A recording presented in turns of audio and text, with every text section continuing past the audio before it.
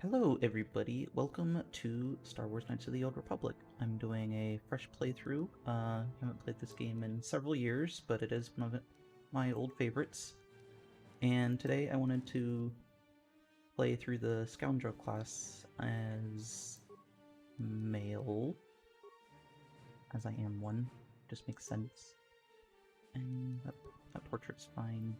But yeah, so this is a very old single-player RPG from around 2003, 4, or 5, somewhere in there. And I don't know, it was one of the first RPG-style games that I really sunk my teeth into when I was a kid. So I don't know, we'll see how we do. Starting off with building our character here, we get a choice of a bunch of different attributes. We've got strength, which is how powerful we are with melee weapons, dexterity effects, uh, ability to use ranged weapons, and also block and dodge out enemy incoming attacks. Constitution is like your health total. Intelligence is how adept you are at using technology. Wisdom is kind of like a moral compass sort of thing. In conversation, you get different dialogue options, and it also affects how good you are with using force powers once you unlock them. And charisma is more or less how good you are at persuading people to do what you want in conversation, and also how adept you are at using force powers on other characters. So, as a scoundrel, game recommends doing something like this, with indexing heavily into intelligence and charisma and dexterity, which is fine, but as you can see up in the top right, the more points you put into an ability, you can see the point cost goes up. So I don't want to spend that many of my starter points getting all of this dexterity when I'm not actually going to be using blasters or grenades for most of the playthrough. So I'm gonna reallocate some of those into Constitution just to get a better base level. I'm also going to put a few into Wisdom because I want to be pretty focused on using the Force whenever I access that part of the game. You don't actually start this game as a Force user. I guess I should explain that a little bit. I'll try to avoid spoilers, but for now I'm just a scoundrel, which means I have a bunch of, like, tools of the trade and stuff available to me, but I can't actually use magic-y powers or anything like that just yet. Don't really 100% know what I want to do with the last 2 points I have. I can either get 1 extra point in one of these skills that I already have 14 in, or I can get 2 extra Constitution, or I could even get 2 extra Dexterity. I think that Dexterity will treat me right, now that I think about it. So this is 14 is the last level you can access without paying multiple points for, so I think that's okay. Next we have to pick some of our actual skills.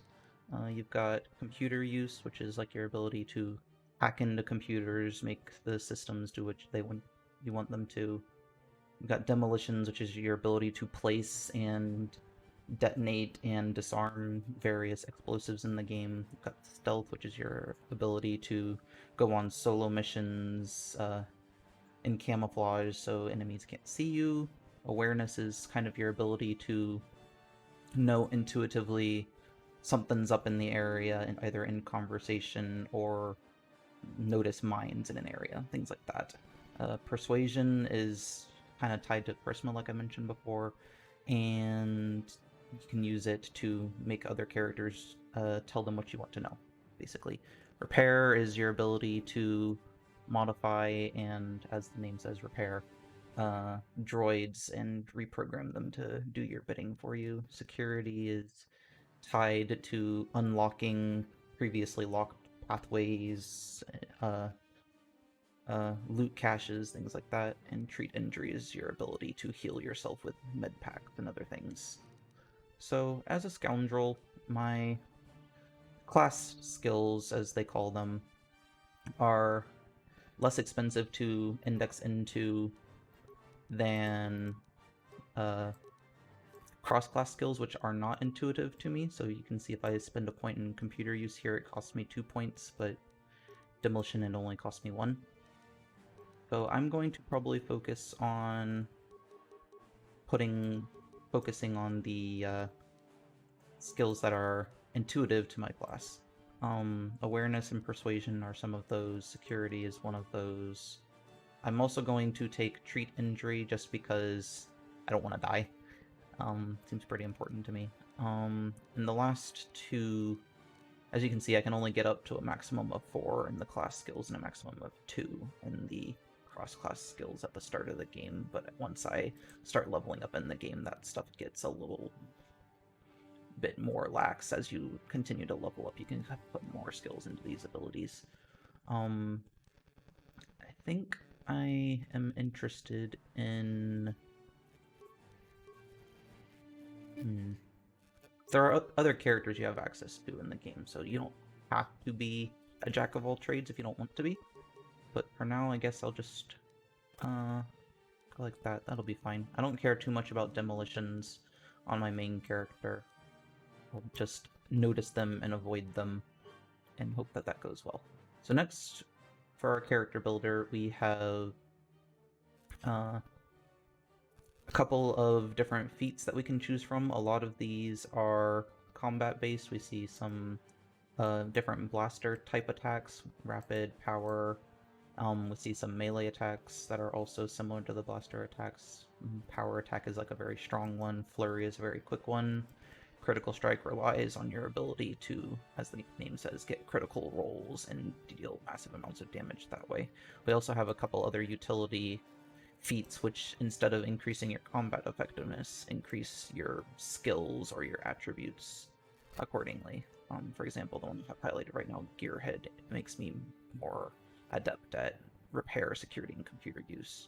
For now, I think I'm going to index into toughness down here, which will give me an extra vitality point, which is your health total, every time I level up. So I'm level 1 now, so immediately this trait doesn't do much for me, but as I continue to level up 5, 6, 7, 8, 9, 10 times in the game, it'll give me more and more health and make me harder to kill. And I only get one of those, so that's my feats sorted out. And lastly, we are going to just name ourselves Trilo, because that's the name I go by online these days. And then we can hit the play button. Long time ago in a galaxy far away. So. You guys couldn't see the cinematic, that's sad. Oh well. Yeah, so here's my character, and we find ourselves on a rather distressed spaceship, basically. Lots of explosions going on, and who's this? We've been ambushed by a Sith battle fleet. The Endar Spire is under attack. Hurry up, we don't have much time. So, as you can see, the game breaks down conversations into a bunch of different talking options, and I'm gonna go with who are you, Endar Spire being what ship we're on. Ensign with the Republic fleet. I'm your bunkmate here on the Endar Spire. We work opposite ships. I guess that's why you haven't seen me before. Now hurry up! We have to find Bastila. We have to make sure she makes it off the ship alive. Oh, my bad. Apparently that's been echoing a little bit. I can fix that. Right, quick. We knew this ahead of time, didn't we? My bad. Okay. So, I just plug my handy dandy headset in.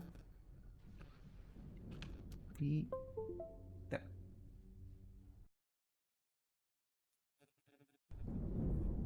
Alright, so I'm gonna go with who's Bastila. Bastila is the commanding officer on the Endar Spire. Well, not an officer, Little loud, really, no. but she's the one in charge. Let's turn it down a little. One of our primary duties is to guarantee her survival in the event of an enemy attack. You swore an oath just like everyone else on this mission. Now it's time to make good on that oath. I know all about your reputation. How you used to smuggle spice and blasters along the Corellian run. I guess the Republic figured since they couldn't catch you, they might as well hire you. And I'll admit, the Republic is in desperate need of someone with your kind of skills. Desperate enough to overlook your shady past. But now that you signed on for this mission, you're part of the Republic fleet. and Bastila needs all troops at her side during this attack. Okay, let's So help hurry up and grab your Bastila. gear. You need to suit up so we can get out of here. Okay. So active quests screen include important information related to ongoing adventures. Refer to this journal for hints and guidance through the game.